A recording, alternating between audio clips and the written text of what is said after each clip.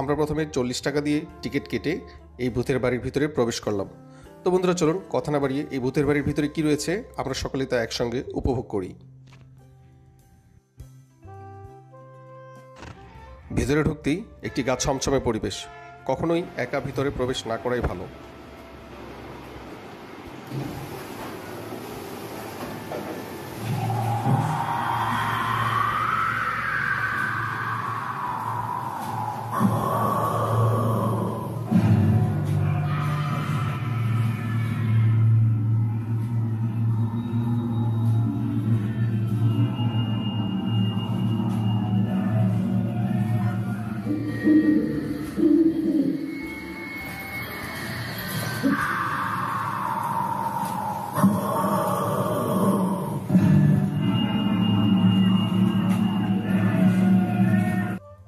আমার তো জানা ছিল না যে ভিতরে আর কেউ নেই। কিছুক্ষণ পরে ভিতরে প্রবেশ করার পরে আমি সেটা টের পেলাম। সত্যি আমি অনেক বেশি ভয় পেয়ে গিয়েছিলাম।